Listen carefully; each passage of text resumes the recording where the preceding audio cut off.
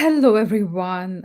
Welcome, welcome. It's March 1st, and we are already in March, which is pretty amazing. So, March is the nutrition month.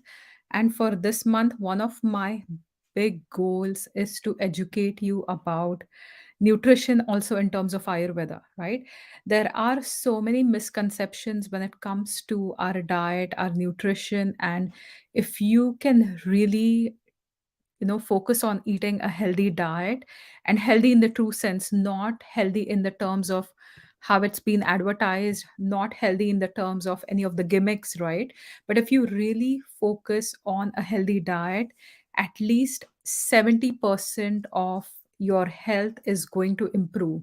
And every single day, when I work with clients, I have amazing feedback just by changing the diet, just by tweaking the diet, right? So an example is, I made a post yesterday where within 10 days, the person, like, she was 70% better just with certain dietary changes. So diet is extremely important.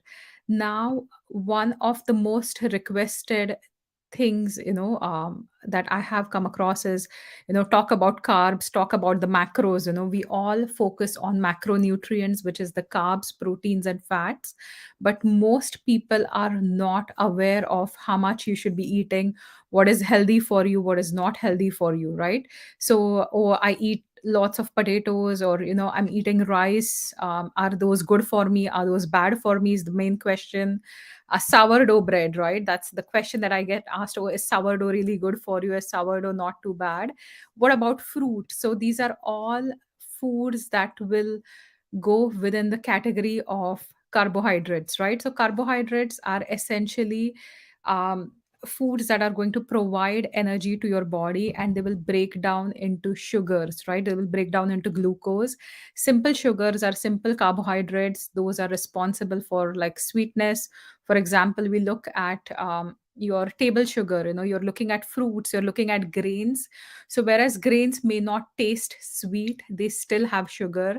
Milk, in Ayurveda, we talk about madhur rasa, which is the sweet category of foods, and their milk is given because of the lactose, right? So different categories of foods. And we have starches, which are more complex carbohydrates, and we also have fiber, right? So we talk about all these now. Interestingly, I want to talk about the top carbs to include, but before that, I'm going to talk about the worst carbs for you, and I want you to think about it, right?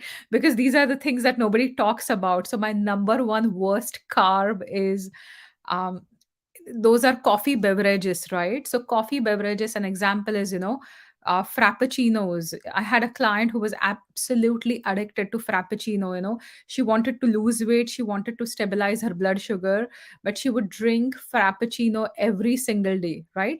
So when you make a coffee beverage, you're adding lots of sugar, you're adding lots of syrup, so that is not healthy for you. If you have black coffee, definitely that will have its use. You can add some kind of milk, nut milk, that will also help.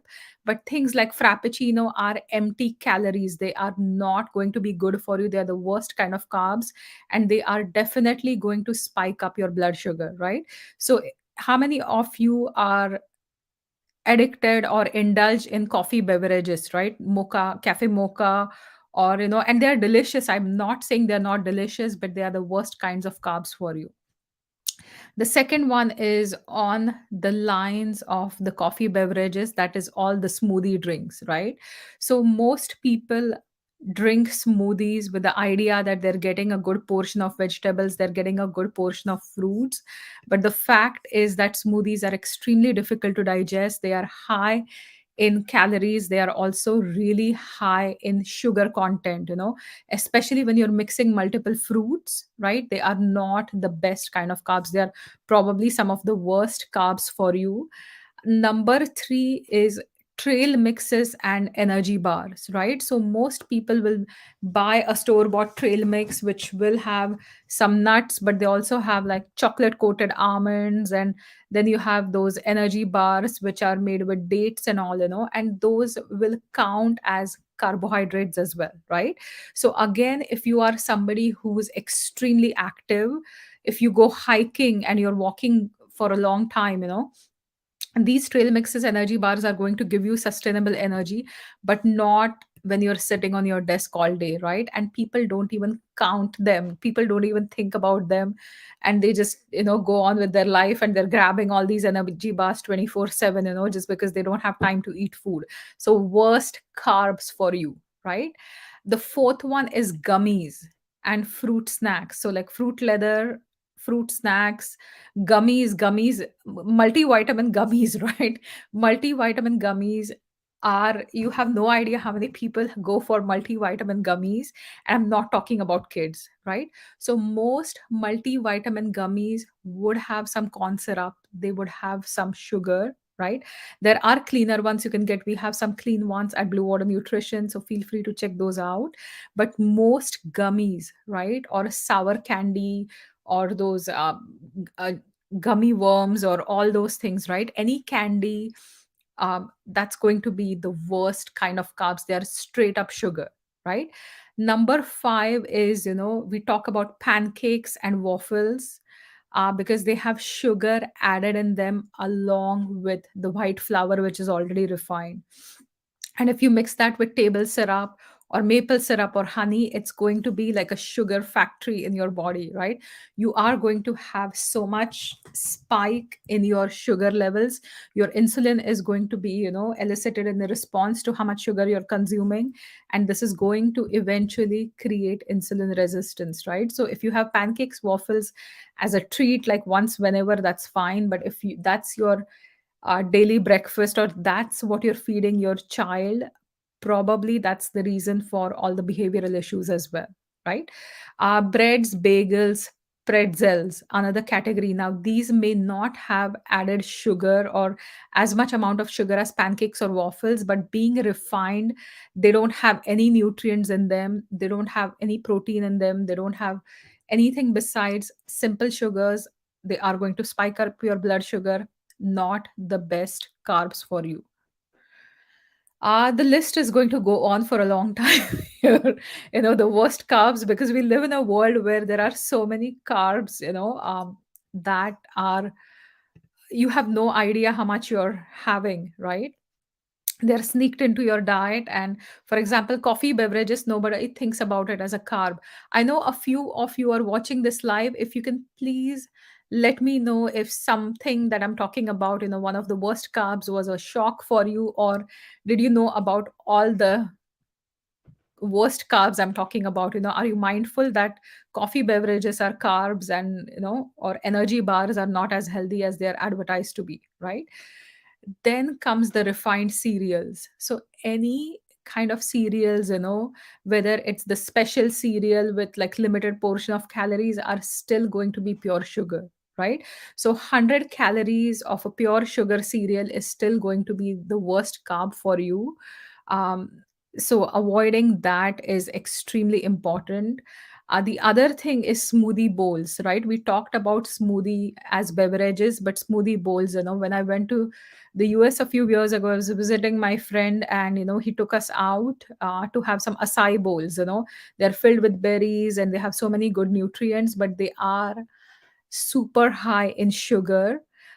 Any flavored yogurts that you are buying for protein are not really giving you a lot of protein, but they're giving you way more carbs than you have imagined. So if you're getting those delicious vanilla flavored or strawberry flavored yogurts, um, that is one of the worst carbs for you, right? In terms of fruits, one of the worst things to have, and I know I'm going to get a lot of hate for this, because this is, something that's everybody's favorite, are bananas, right? So bananas often are genetically modified. The banana that grew ages ago had a lot more seeds. It has changed. I know it's a rich potassium food, but it's extremely high in sugar. And often, having one a day, if you're habituated, if you don't have blood sugar related issues, is fine if you need it to support your digestion. But I think plantains are a better option than bananas. So having bananas or fruit juices, for example, we talked about smoothies. any other fruit juices, orange juice, right? Banana milkshake, those are going to be the worst kind of carbs again, right? But in terms of fruits, one of my favorite ones to eat is pomegranates. So pomegranates are not super high in sugar.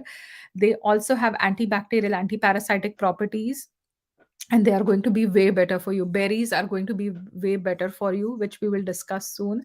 But bananas, not the best kind of carb. It's one of the worst carbs. It's not the great fruit as they talk about, in my opinion, because it's changed over time as well, right? The bananas you get in the market today are not exactly the same that were written in the Ayurvedic texts, or that have been, eaten for centuries. They have changed as well. And then the kind of rice that is not the best for you for a daily consumption is basmati rice, right? So I'm not a big fan of brown rice personally. White rice, I definitely think I can digest way better, but basmati rice is something that is okay for an occasional treat. And what has happened, even in the Indian households, when you grew up eating rice, it would be some kind of a local rice that was short grain, that was grown, in a shorter cycle, and that was aged a little bit, right? Now what's happening is everybody has basmati rice, which is the long grain variety of rice, which is also extremely heavy to digest, right? So you want to make sure that if you have rice on a daily basis, go for a short grain rice and not a long grain rice, right? So basmati rice, daily basis, not the best thing. Making khichdi out of basmati rice is not going to be beneficial for you. And even a brown basmati rice is going to be way heavier to digest than a brown short grain rice, right? So these are the worst carbs for you. Let me know if I'm missing something, or if there's something else that's considered a worst carb in your opinion. I know I was going to talk about five, but I gave you a list of 10 or more. Now, let's talk about the best carbs for you, right? So, one of my favorite grains, especially when we talk about balancing blood sugar, right? And carbs, the discussion about carbs usually takes place when we are looking at energy, but also when we want to make sure our blood sugar stays balanced, right? That's when you need to start watching your carbs. And one such grain that is going to be the best carb for you is barley, right? So if you get barley, that is going to be one of the best things for you, because barley itself has chromium, it has great amounts of fiber, it is a gluten grain. So if you're celiac, if you're gluten free, it's not going to help you. If you're gluten intolerant, it's not going to help you. But for everyone else, Ayurveda says that barley is also considered to be in the lekhanya, which means it scrapes the fat off. It has chromium that balances your blood sugar, and it is a nice strengthening grain for you, right? So that's the kind of best carbs that I really like. The second category of grains that are really good, and it's not just one, but it's a category, is called millets, right? So millets are short grains again, and some of these can be called as pseudo grains. Ragi, or natsini in Marathi, right? Ragi or foxtail millet is one of the best millets you can have.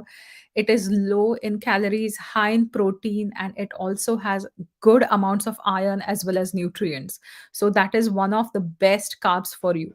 So Pam is saying, happily I've made changes over the quite few years. No coffee, no bars, trail mix, more berries, and red rice. Yeah, so red rice is, I'm going to go there shortly after my barley millet talk. But millets, if you haven't tried those, please try adding some millets in your diet.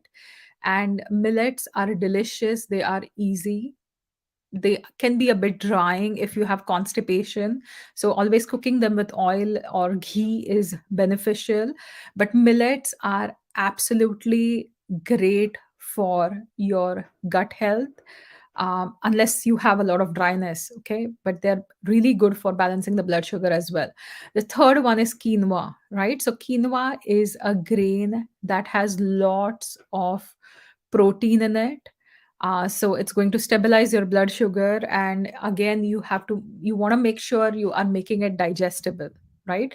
So soaking it and making sure, you can add some apple cider vinegar to help it soak, and then just rinse it off and eat it. That's going to be really good. Steel cut oats are good, but steel cut oats are also heavier on the digestion, right? So if you're not secreting enough digestive enzymes, steel cut may not be the best option for you. You can go for rolled oats, but they are going to be the healthier options. But I prefer rice even better than oats. I think I can digest rice better because that's what I grew up on. And there are different varieties of rice. So there is this parboiled rice, which is, boiled and then dried up. Kerala red rice is one of the rice that I absolutely love. It's filling with the high fiber content. It has some iron. It has lots of good nutrients. So if you're looking at rice, look for a short grain rice, look for red rice, even wild rice. Wild rice is not typically a kind of rice, it's a kind of grain. And wild rice could be a really great addition, in your daily diet, right? So different grains, different pseudo cereals are going to be good. Buckwheat is another one. Toasted buckwheat or kasha, you can have it in place of refined cereals. You can have it for your morning breakfast as well. But buckwheat is going to be good. Now, when it comes to fruits, berries are going to be really good because they have a lot of phytonutrients because of the wonderful colors. Amla berries, again, my favorite berries of all time. Pomegranates are some of the best fruits you can have in your diet. I absolutely love pomegranate. I think I'm going to make a post on pomegranate soon, all the benefits, but wonderful, wonderful fruit. So definitely going for that is great. Apples have good amounts of fiber, right? They also have pectin that can soothe your gut. So rather than constantly eating bananas, make it a habit to have more apples. Especially if you're constipated, it's going to help you. The pectin also helps bind up any of the toxins and flush it out of the body too. So apples are going to be great. Peaches, plums, definitely you can have in smaller quantities. So fruit is never meant to be eaten in large quantities. If you eat fruit 24/7, like all the time, because you're trying to eat healthy, and I'm going to have too many grapes, I'm going to have too many, fruits, not the best thing for you. So especially from a blood sugar point of view, any fructose, right? Fruit sugar is going to eventually convert into your body in glucose. So managing that, especially for diabetes, is essential. Now, another favorite category of carbs that I absolutely love and that you should include more in your diet are root vegetables, right? So, in fact, I prefer root vegetables over fruits when it comes to my diet. I don't um, eat a lot of fruit besides apple and mangoes when it's the season, because seasonal fruits are hard to get, and amla berries for sure, those are my favorite fruits, right? So but one thing that I love is any root vegetables, right? So root vegetables are fantastic for you. They're grounding, whether it's carrots, whether it's beets. Beets have tons of energy. Beets have lots of good folate, especially if you look at the beet leaves. um, Beets also have nitrous oxide that's going to help you energize. So going for beets, they support your liver, they will help cleanse out your liver. So fantastic root vegetables, right? Sweet potatoes, definitely they're good for you. Potatoes, you can have it in moderation, but make sure they're old potatoes and not the green ones. So potatoes, smaller quantities. Sweet potatoes definitely have more fiber. Yams are fantastic. So there are so many different varieties of yams that maybe you have no idea, right? So we all look at the purple yams, that are really good to support the female reproductive system. There is this elephant yam, that's really great for your digestion. So any kind of conditions like hemorrhoids, also known as piles, if you have too much heat in the system, it will flush off. And this elephant yam is going to be like a really great addition. So root vegetables are going to ground you. They are going to give you lots of good fiber. They're also going to feed the bacteria in your gut, the healthy bacteria in your gut. They are going to feed. So definitely, add a variety of these in your diet, right?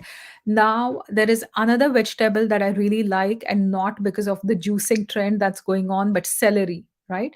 So, celery is something that has lots of water content, that has lots of fiber content. It has so many great nutrients. It has a great phytochemical profile, and it has a great mineral profile as well, right? So if you are trying to rebalance minerals in your body, celery is going to be a great option. It's also a great carb that's going to feed your gut bacteria. Leafy greens, right? So we cannot complete our discussion on the best carbs without talking about leafy greens, right? So leafy greens extremely good for you. Again, they have lots of B vitamins, whether we talk about folic acid, whether we talk about different minerals, they are fantastic. They're packed with fiber, and they are really going to support your gut. And try to have a variety. So an interesting thing that I just did was, I have an aero garden which I love, and I grew turnip. I grew like turnip leaves, and they were like a big bunch of turnip leaves, really amazing. And I just made like saag with it, which is like a sauteed curried vegetable. I'll post the recipe soon, but it was delicious. It was beyond delicious, right? Right now I'm growing some varieties of spinach. I also have lots of cilantro and parsley. Again, these will categorize as fiber rich carbs, and they're really going to scrub your insides and clean you out, relieving the constipation, but also give you an excellent mineral profile, right?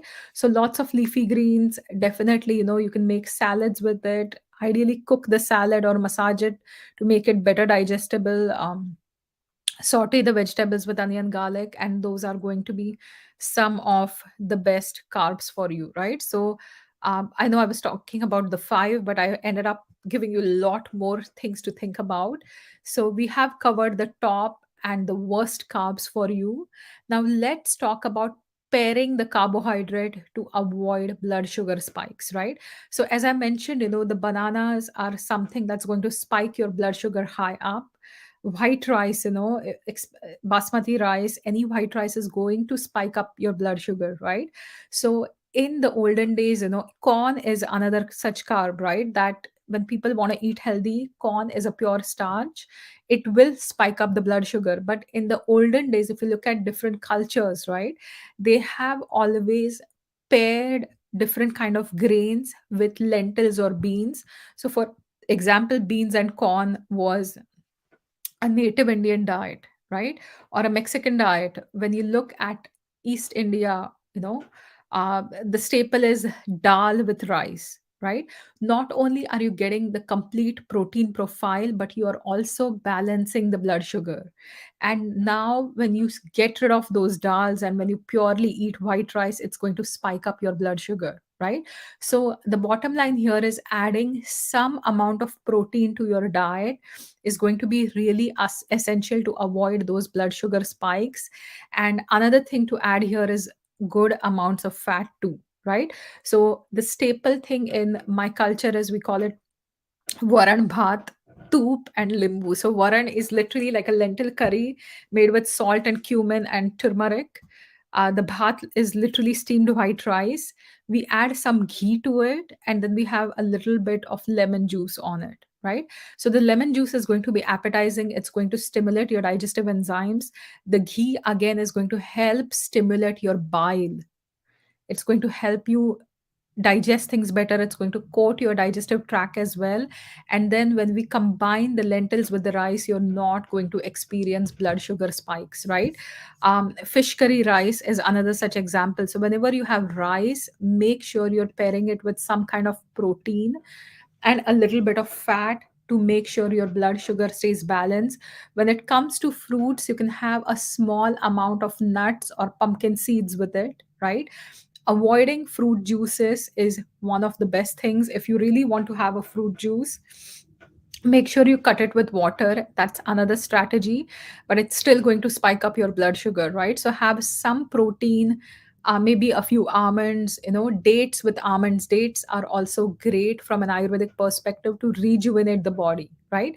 For blood sugar related imbalances, any dried fruit are going to be the worst carbs for you. right? So even though I'm talking about the general category of the best and worst ones, for a diabetic, certain carbs are going to be extremely bad and not to be had on a daily basis until the blood sugar is back into control. So if you have any dried fruit, again, have it with nuts. And if you are a diabetic, ideally avoiding these, in your staple diet are going to be beneficial, right?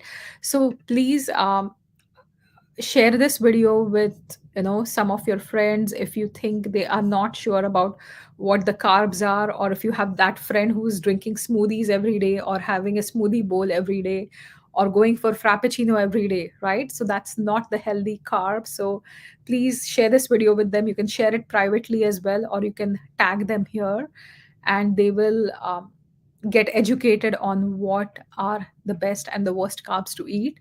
This is the nutrition month. For next week, we are going to talk all about protein. What are the best kinds of protein to eat? What are the worst kinds of protein to eat?